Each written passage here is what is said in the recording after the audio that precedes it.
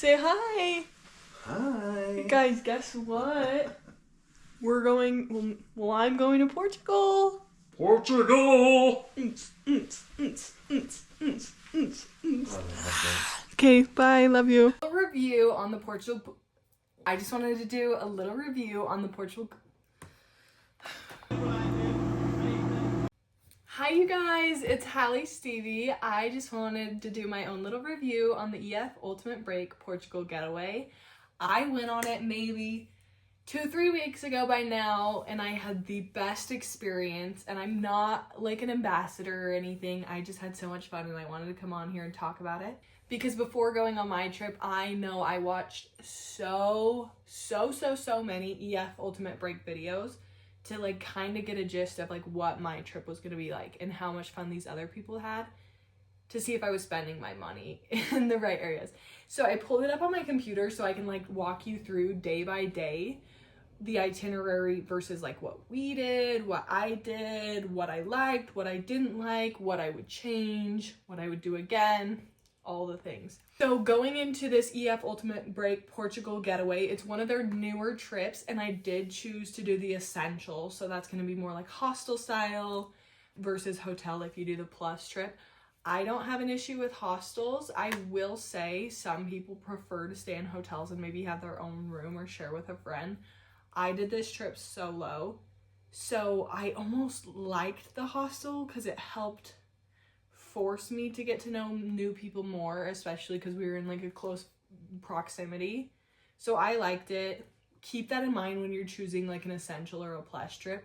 Obviously the plus is going to be more and you're gonna get those like single rooms. However, that's all you're really getting on the plus trips. It depends. I did talk to my tour guide and he said the only plus trip that's like 100% like so crazy different and worth it is probably like the cruise to Croatia. So just keep that in mind. I've only been on one in high school, which was like their education first trip, and then this is my first ultimate break. So I don't have a lot of experience on if you should do essential or plus. I enjoyed the hostel. I stayed in my first hostel maybe 2 months ago in California, and I loved it there. So I was like, oh, I'm so happy with choosing the essential. So look up the itinerary. It says day 1 overnight flight, cozy up on your flight to Portugal, where you'll sip port wine, climb lots of hills, and explore 2 of the most underrated coastal cities on the entire planet.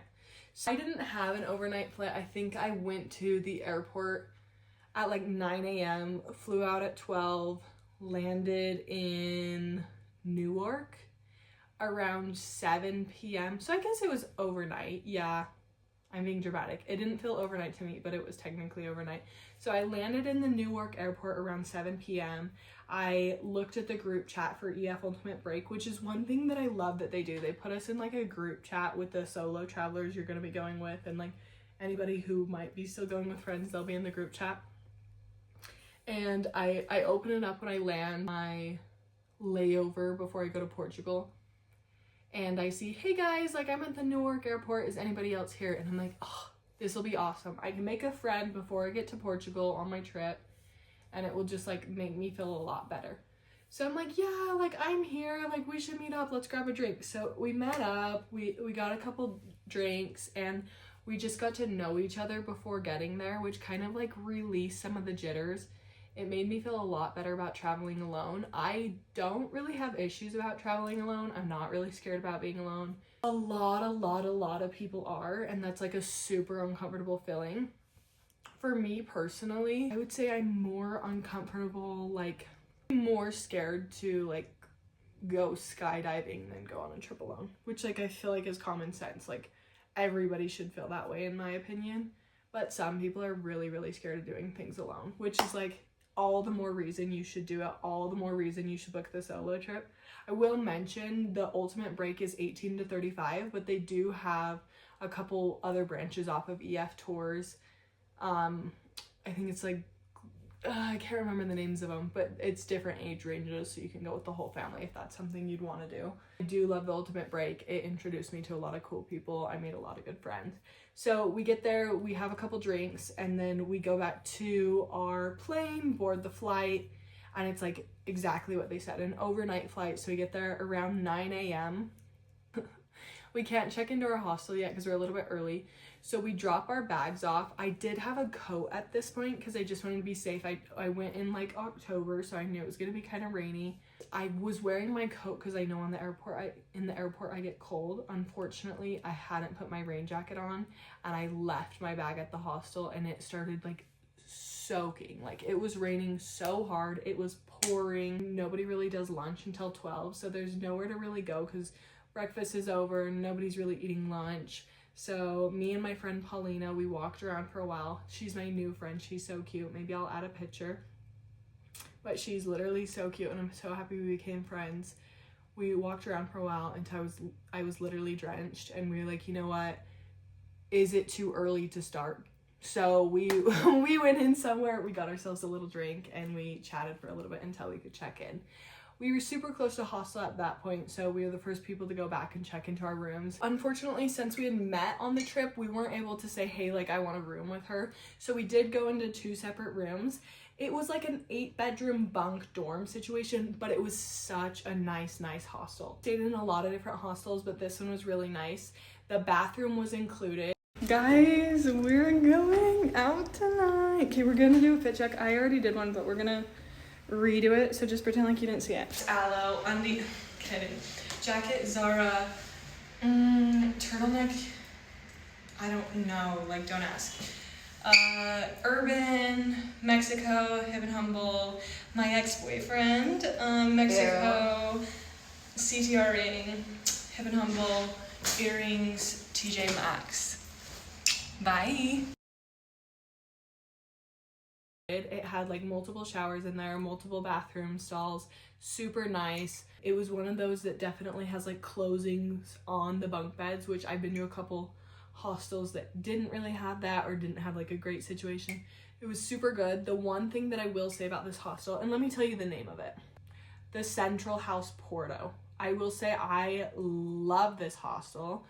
But I will also mention that the traffic is super loud. So it kind of kept us up, but I would 100% stay there again. It wasn't bad enough to me that that's an issue. I feel like if you're on vacation, you can't really control traffic. Like, people are driving around late at night, but it was a little loud. So just keep that in mind. Super nice, super pretty, a little bit loud. So we get checked in, and then we have our welcome dinner. Before we went to welcome dinner, a couple of us went downstairs at that hostel, the Central House. They had like a little bar area, so we sat down, we all had like a glass of wine, we chatted, and we got to know each other. The group was awesome. Like, everybody was so freaking cool, so kind, so chatty. So we really enjoyed each other's company. That glass of wine was so fun. Then we went over to dinner. Nobody got super dressed up. I know it says bring like a nice outfit for dinner. Pre-warning, nobody really gets dressed up for dinner, so I mean, do whatever you want. You can get really fancy, but you're probably gonna be the only one because nobody else is doing it. So I brought a couple dresses for dinner, and I found out really quick that I was not gonna be wearing them. I didn't want to be the only one that's like, you know. Can't remember what it was called, but I do know that I had some really good salmon. And a glass of wine was included and dessert. So it was really good. I will say that. I enjoyed myself. I had my wine. I had my salmon with like a rice almost, I want to say, like a cheesy rice or something. And I also had a chocolate dessert that was made with like port wine. Some of the other people got the traditional meal, which I want to say it was like a cod crab cake almost, or like a cod fish cake, and they didn't love it. And then another girl that I was with got the vegetarian option, which was like a mushroom pasta. So salty, would not recommend, but I'd still rate it like super high because the company was so good. People were so fun. They were like pouring extra glasses of wine. They were giving people free limoncello glasses of wine. Super fun to be there. Like, so fun. The servers were awesome.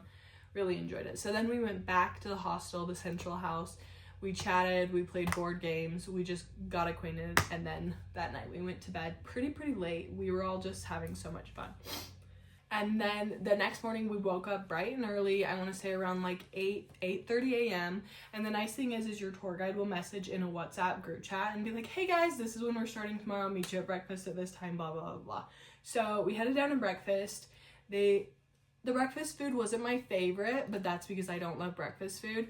I would say it's still like an all-around good breakfast, and I just loved this hostel altogether, that it was just fun and it didn't really matter. They had a cute little coffee machine. Like, I enjoyed it.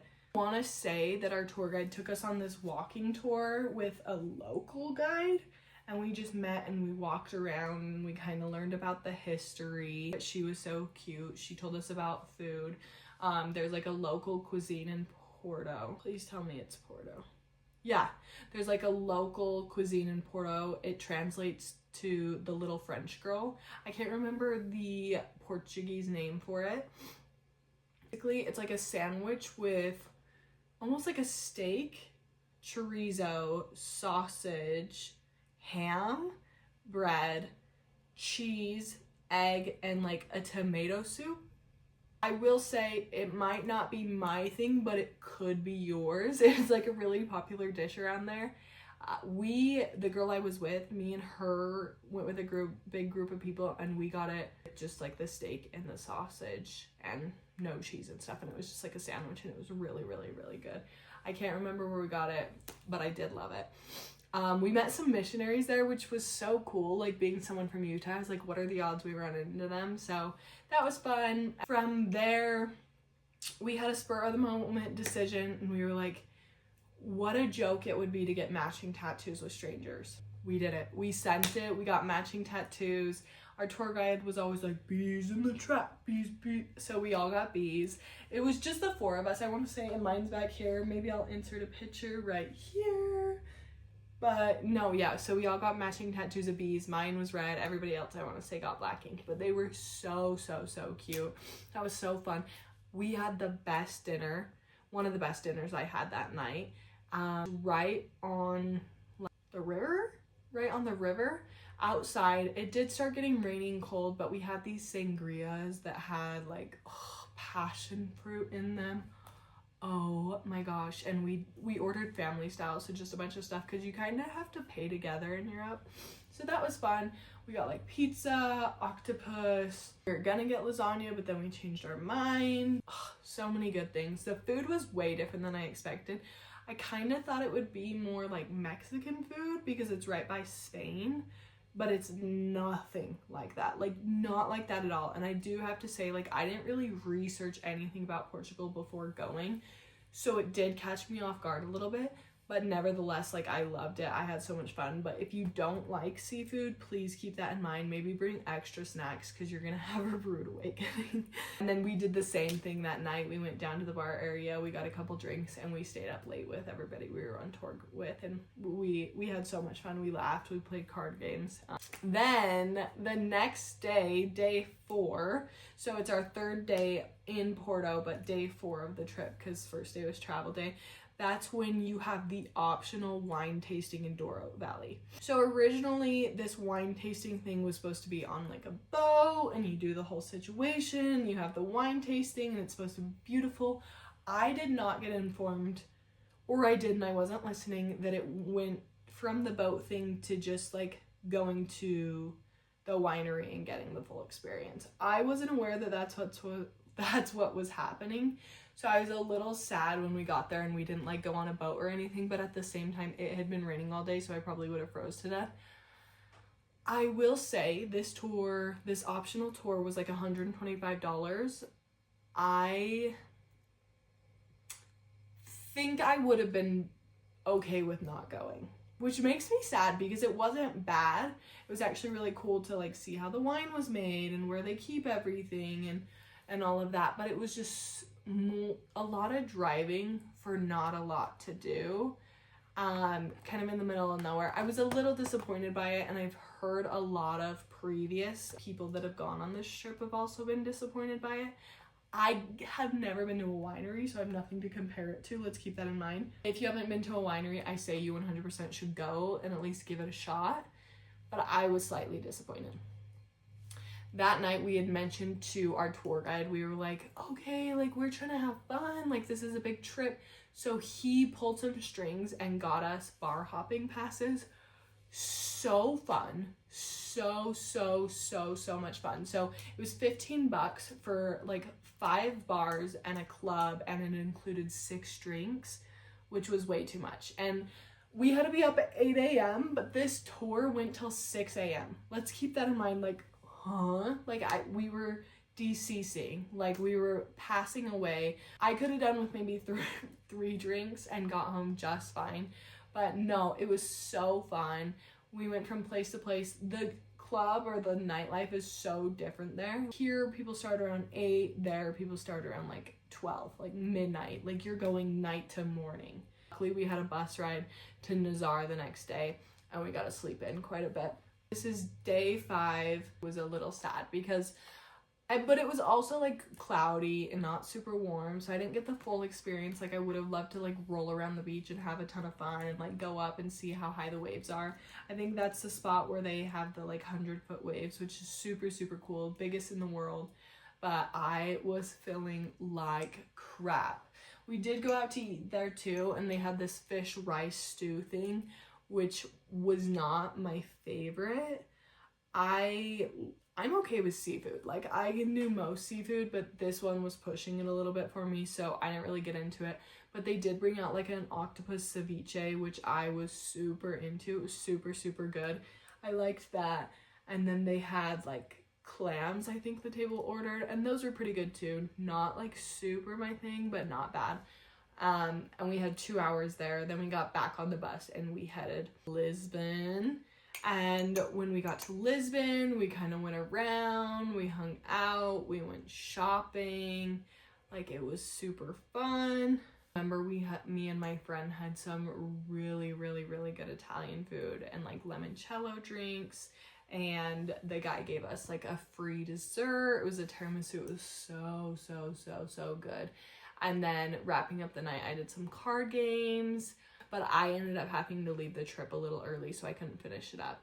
So overall, for this trip, I would rate it an 8 out of 10. Not because it wasn't an amazing trip, but maybe because it wasn't the warmest time of year, which made me a little sad. Like I couldn't really go out and do a ton of things. And also, yeah, I just feel like the weather kind of ruined it for me. It's just like it was raining the whole time, which literally has nothing to do with the tour group or any of them. I felt like they put on a great trip. They introduced me to so many new friends that I actually have a trip planned next year that I'm going with one of them. And the tour guide was just phenomenal. Like it was so fun. Portugal was so different than I expected. It feels way European. I thought it was gonna feel a little bit more Spanish. That's me being totally uneducated. I met the kindest people. I didn't have a bad experience with anybody. I didn't feel like anybody was trying to take my money or pickpocket me, but they do recommend that you be pretty safe when it comes to European countries. Since there's not like any big crimes, usually it's pickpocketing and like petty theft crimes. So just keep that in mind. But I would 100% go again. I think if I did, I'd do it around the warmer seasons. My favorite things were going out and doing that bar crawl. The walking tour was great. That was so fun. Going and trying the little French lady was amazing. The wine tour was still super fun. Oh, and I forgot the best part was the second to last day before I had to leave. We went on a catamaran cruise that our tour guide like made as an option for us, and we had to pay extra, but so freaking fun. We cruised around, we chit-chatted, we danced, we sang, we got a free drink included, but it was just so fun. Like I think that day it was finally warm and I could wear a skirt, and it was just such a blessing to have met all those people. I'm so lucky to have this opportunity to travel with EF Ultimate Break. I hope that I can continue to travel with EF Ultimate Break, and let's pray that my storytelling gets better. Bye.